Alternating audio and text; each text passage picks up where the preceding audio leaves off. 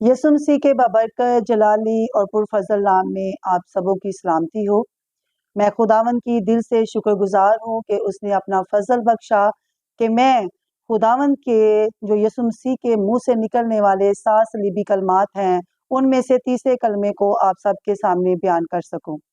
इससे पहले मेरे अजीजों, यसु मसीह ने ये सलीबी कलमात जो हैं वो सुबह 9 बजे से करीबन दोपहर 3 बजे के दरमियान में यसु मसीह ने अपनी ज़बान मुबारका से फरमाए। इससे पहले मेरे अजीजों, हमने 2 कलमात के बारे में सीखा। पहला कलमा माफ़ी का और दूसरा कलमा नजात का। मेरे अजीजों, मैं आपको बताना चाहती हूँ कि माफ़ी के बगैर बहाली नहीं, माफ़ी के बगैर हमें कभी नजात नहीं मिल सकती। मेरे अजीजों, यसु मसीह ने पहला कलमा माफ़ी का कहकर अपने आसमान के दरवाजे, अपने बादशाही के दरवाजे हम सब गुनाहगारों के लिए खोल दिए। दूसरा जो कलमा है उसमें हमें सबूत मिलता है कि यसु ने उसी लम्हा उस डाकू से कहा कि तू आज ही मेरे साथ फरदौस में होगा। यसु मसीह ने नजात का काम दरवाजा खोलने के बाद मुकम्मल किया। अभी हम तीसरे कलमे के बारे में सीखेंगे। आइए मेरे साथ हवाला निकाले यूहन्ना की अंजील 19 बाब उसकी 26 और 27 आयत पर हम गौर करेंगे। यसु ने अपनी माँ और उस शागिर्द को जिससे मोहब्बत रखता था पास खड़े देखकर माँ से कहा, आए औरत, देख तेरा बेटा ये है। फिर शागिर्द से कहा, देख तेरी माँ ये है। और उसी वक्त से वो शागिर्द उसे अपने घर ले गया। खुदावन का पाक कलाम का पढ़ा और सुना जाना हम सब के लिए बाइस बरकत हो। यसु मसीह ने वो इलाही काम जिसकी खातर वो जमीन पर आया, जिसकी खातर खुदा ने अपने पाक बेटे को भेजा, और वो इलाही काम था नजात का काम, जो पहले और दूसरे कलमे में यसु मसीह ने मुकम्मल किया। हर काम रूहानी तौर पर रूहानी जिम्मेदारी को जाहिर करता है। मेरे अजीजों, तीसरा कलमा सुबह 11:30 से 12 बजे के बीच यसु मसीह ने अपनी ज़बान मुबारका से फरमाया। मेरे अजीजों, इसमें यसु मसीह ने अपनी रूहानी जिम्मेदारी को पूरा करने के साथ साथ हम देखें तो यसु मसीह की जो जमीनी जिम्मेदारी है वो नजर आती है। बेशक तीसरा कलमा मोहब्बत का कलमा है। ये मोहब्बत का कलमा ही नहीं बल्कि ये मोहब्बत और जिम्मेदारी का कलमा है।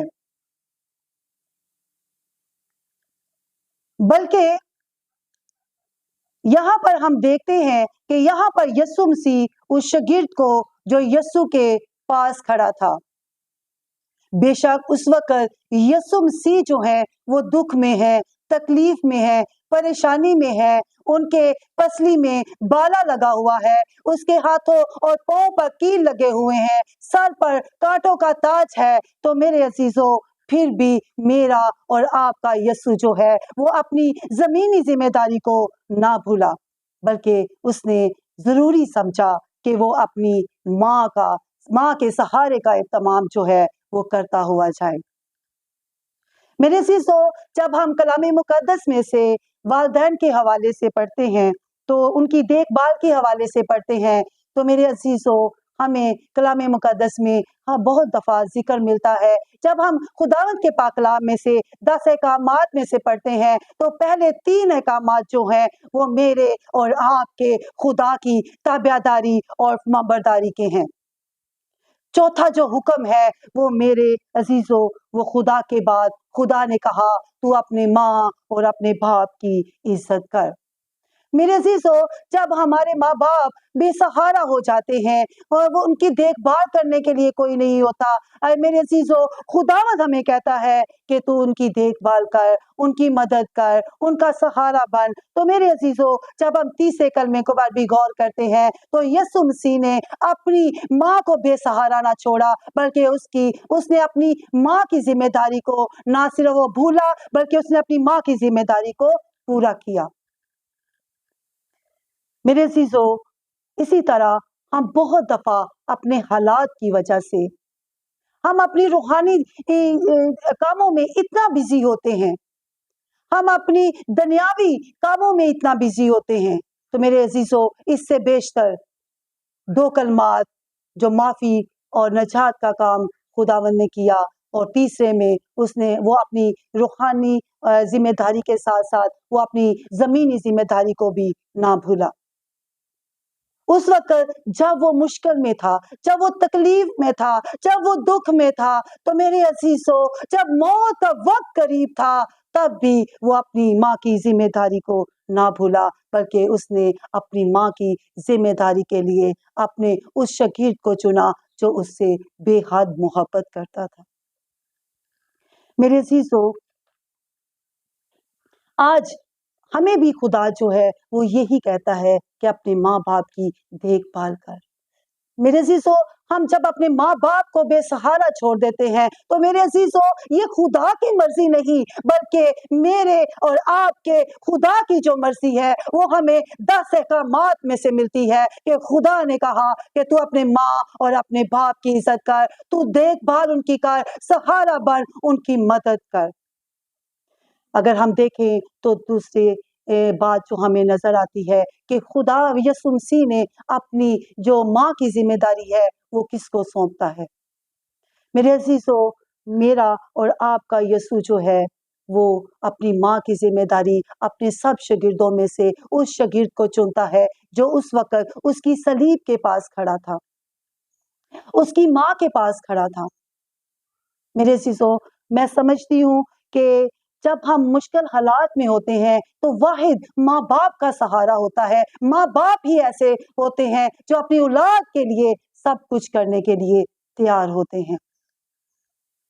मेरे अजीजों, मुकद्दसा मरियम के पास उस वक्त उसका शागिर्द खड़ा था जो यीशु से बेहद मोहब्बत करता था। उसने दूसरे शागिर्दों की तरह ना कहा कि मैं भी छुप जाऊं, मैं भी भाग जाऊं, कहीं ये भी मुझे गिरफ्तार ना कर लें, बल्कि मेरे अजीजों, उसने हमें जो नजर आता है वो जान देने तक भी वफादार नजर आता है, वो जिम्मेदार नजर आता है।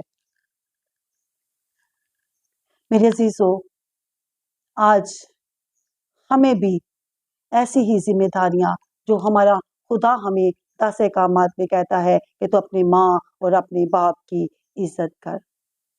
मेरे अजीजों, जब यीशु ने उस शागिर्द को कहा देख तेरी माँ ये है, और अपनी माँ से कहा देख तेरा बेटा ये है, आज भी याद रखें जो मसीह का बदन है,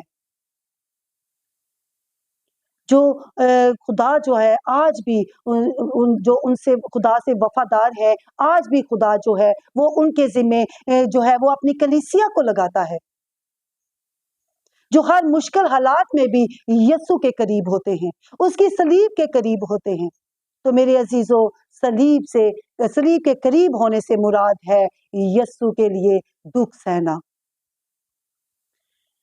लिहाजा हम कलीसिया की जिम्मेदारी तो उठाना चाहते हैं, लेकिन हम उनके लिए दुख सहना नहीं चाहते। हम उनकी जिम्मेदारियों का सबूत नहीं देते।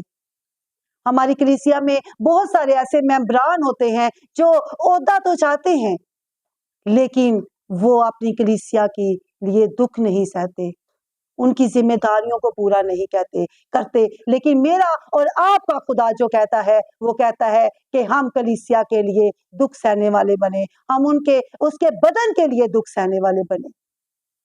तो मेरे अजीजों, दुख उठाना हमें कलीसिया के लिए जो है वो दुख उठाने की जरूरत है। अगर हम चाहते हैं कि हमें खुदा ये जिम्मेदारी दे, तो हमें खुदा के हकामात को भी देखना है, उन पर अमल करना है। वो मसीह की खातर जो दुख उठाते हैं, यीशु मसीह ने उस शागिर्द को जो उसकी सलीब के पास खड़ा था, यूहन्ना, जो उसने अपनी माँ की जिम्मेदारी को ना भूला, उसने कहा कि यीशु ने उससे कहा कि देख तेरा बेटा ये है, और उससे कहा देख तेरी माँ ये है। जब हम एक रिश्ते में कायम हो जाते हैं, जब हमारा एक रिश्ता होता है, तो वहां पर हम मोहब्बत से काम करना पसंद करते हैं। तो मेरे अजीजों, जहां पर रिश्ता नहीं होता वहां पर हम फर्ज समझकर, ड्यूटी समझकर हम ज़रूरी समझते हैं कि हम ये काम करें। जब रिश्ता नहीं होता तो मेरे अजीजों वो हमारे लिए एक फर्जी तौर पर होता है। खुदावंद ने सलीब पर अपनी माँ को और शागिर्द के सुपुर्द किया। उनको ना सिर्फ एक अजीम रिश्ते में बांधा बल्कि उनको एक मजबूत रिश्ते में बांध दिया ताकि उनके दरमियान एक रिश्ता कायम हो गया। चूंकि खुदावन ने कलाम में लिखा है यूहन्ना की अंजील में कि जितनों ने उसे कबूल किया उन्होंने उसे खुदा के फर्जंद बनने का हक बख्शा। जब हम यीशु मसीह को कबूल कर लेते हैं तो खुदा के हम बेटे और बेटियां बन जाते हैं। तो फिर इसी तरह से मेरे अजीजों खुदा ने जो अपने कलाम के मुताबिक हमें सिखाया है कि अपनी रूहानी जिम्मेदारियों के साथ साथ उसने अपने वालिदैन का भी हमें ख्याल रखना है। अगर हम मिसाल की किताब में पढ़े तो वहां पर लिखा है कि तू अपने वालिदैन को बुढ़ापे में हकीर ना जान। बास दफा हम देखते हैं कि रूहानी कुछ लोग जो रूहानी होते हैं वो अपने माँ बाप का ख्याल नहीं रखते। तीसरे कलमे में जो मेन मकसद है हम अपने वालिदैन का ख्याल करें, बुढ़ापे में उनका सहारा बने, उनकी मदद करें। और देखें तो इसके साथ साथ हमें वादा भी मिलता है कि तू जमीन पर तेरा भला होगा तो तेरी उम्र भी दराज होगी।